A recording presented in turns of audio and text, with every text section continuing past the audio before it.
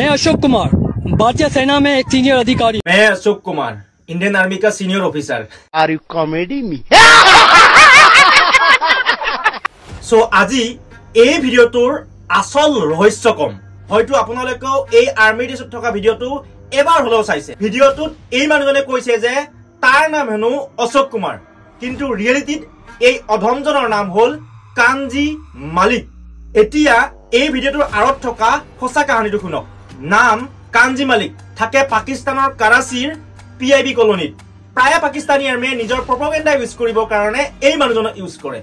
যেনেকৈ এই ভিডিওটোত নিজকে ইণ্ডিয়ান আৰ্মিৰ হাই পোষ্টত থকা বুলি কৈ বহুত কথা কৈ গৈছিল, কিন্তু এইটো এক সাইকোলজিকেল ৱাৰফেয়াৰ, য'ত ভাৰতীয়কে ভাৰতীয় দ্বাৰা হেয় জ্ঞান কৰিব বিচাৰে। কিছুমান আছে আকৌ ভাৰতত যাক আমি মাটিৰ তলৰ পোক বুলি কওঁ।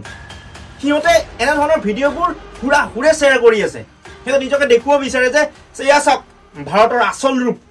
প্ৰথম কথা হল, আৰে ভাই তই যদি ইণ্ডিয়ান আৰ্মিৰ হাই পোষ্টত আছা, তোৰ ৰেছত অশোক চক্ৰ ক'ত, তোৰ ৰেছত ৰেংক ক'ত? এক্টিং কৰিছে দেই, মজা। আমি সৰুতে দৰা কইনা খেলা, আমি সৰুতে আৰ্মি পুলিচ খেলা, তাতেও চাগে আমি ভালদৰে ড্ৰেছ কৰিছিলো, ভালকে এক্টিং কৰিছিলো, মানিব লাগিব। যদি ৰিয়েল অশোক কুমাৰৰ কথা কওঁ, তথ্য মতে অশোক কুমাৰ পাকিস্তানী নাগৰিক। 2006 চনৰ অক্টোবৰ মাহতে পাকিস্তানী আৰ্মিত ভৰ্তি কৰিছিলে আৰু 2014 চনৰ অক্টোবৰ মাহতে তেওঁ ডেথ হৈছিলে।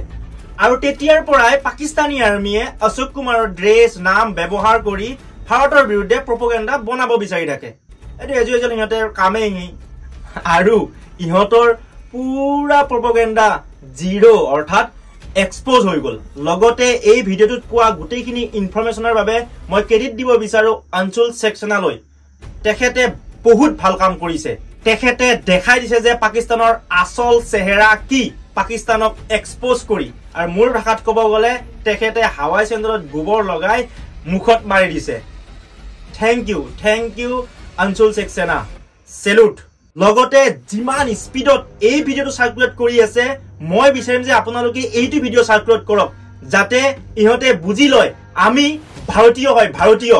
তহঁতৰ এই সৰু কালৰ দৰে নাটক সাইকোলজিকেল ৱাৰফেয়াৰ আমি সকলোৱে ভালদৰে বুজি পাওঁ।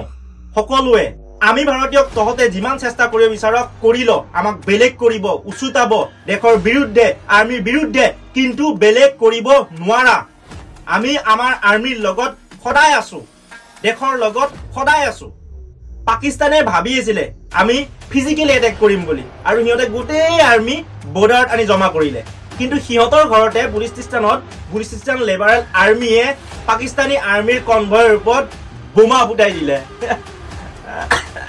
আৰু তাত 10জন পাকিস্তানী আৰ্মি টপকি গ'ল। পাকিস্তানে এতিয়া বৰ্ডাৰৰ বাহিৰৰ পৰাই ভয় খাই থকা নাই, ঘৰৰ ভিতৰৰ পৰাও কপাই আছে। কোনদিনা শুনা পাওঁ ঠিক নাই, পাকিস্তানৰ আধা মাটি লৈ এখন নতুন দেশ যাৰ নাম বুলিস্তিস্তান।